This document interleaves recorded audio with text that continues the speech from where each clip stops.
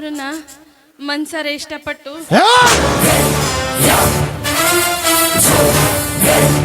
ಇಷ್ಟಪಡ್ತಾ ಇದ್ದಾಳೆ ಅಂತೆ. ಇಷ್ಟ ನಂಗೆ ಬಾ. ಈ ಪ್ರೀತಿ ಪ್ರೇಮ ಪ್ಯಾರ್ ಮೊಹಬ್ಬತ್ ಇಷ್ಕ್ ಅನ್ನೋದು ಬರೀ ಪುಸ್ತಕದಾಗ ಓದಾಕ ಸಿನಿಮಾದಾಗ ನೋಡಕ ಅಷ್ಟ ಚಂದ, ನಿಜ ಜೀವನದಾಗ ಅನುಭವಿಸೋದಕ್ಕಲ್ಲ. ಈ ಪ್ರೀತಿ ತುಂಬಿಕೊಂಡಿರೋ ಹೃದಯದ ಕೆಳಗಡೆ ಹಸಿವನ್ನ ತುಂಬಿಕೊಂಡ್ರೆ ಹೊಟ್ಟೈತಿ. ಮುಂದೊಂದಿನ ಹಚ್ಚು ಚುರುಗುಟ್ಟಿದ್ರ ಯಾರು ಬೇಕಾದರೂ ಮನೆ ಹೋಗಿಸ್ತೈತೆ. ಮೊದ್ಲು ಈ ಜಗತ್ನಲ್ಲಿ ಬದುಕಬೇಕಾದ್ರೆ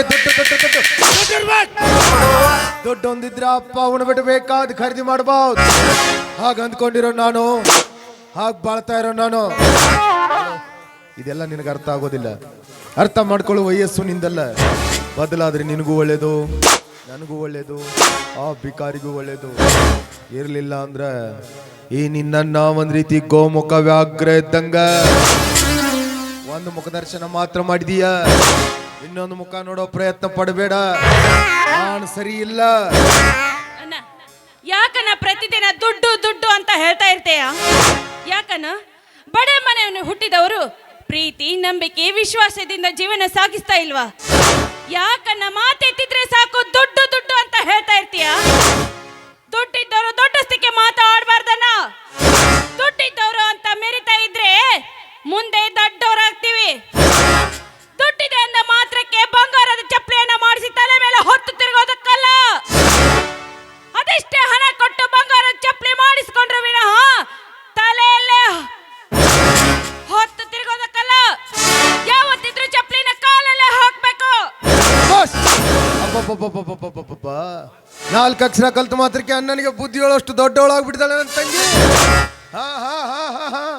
ನಿನ್ನನ್ನ ಈ ರೀತಿ ಮಾತಾಡ್ಸ್ತಾ ಇರೋದು ಕಲಿತಿರೋ ಒದ್ದೆ ಅಲ್ಲ, ಕೆಟ್ಟ ಮಾಡ್ತಾ ಇರೋ ನಿನ್ನ ಹೊಲಸು ಮನಸ್ಸು.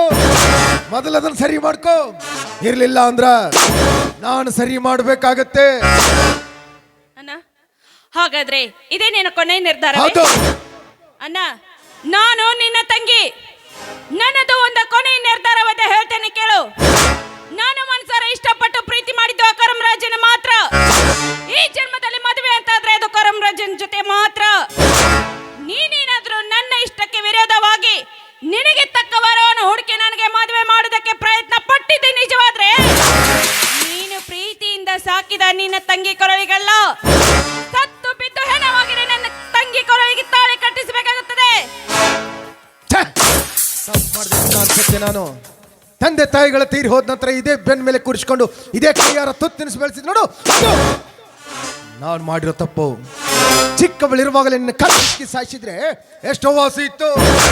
ಊರ್ ಜನಗಳ ಮುಂದೆ ನನ್ನ ಮುರಿಯೋ ಜನ 3 ಕಾಸಿಗೆ ಹರಾಜ್ ಹಾಕ್ಬಿಟ್ಟು ನೀನು ನನ್ನ ತಂಗಿನ ಹೇಳ್ಕೊಳ್ಳೋದಕ್ಕೆ ನಾಚಿಕೆ ಆಗತ್ತೆ.